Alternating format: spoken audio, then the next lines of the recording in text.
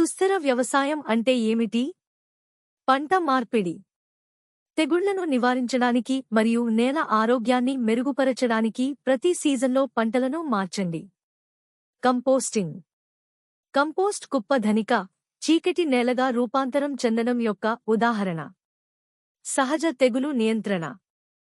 లేడీబగ్స్ మరియు స్పైడర్స్ వంటి ప్రయోజనకరమైన కీటకాలను ఉపయోగించండి.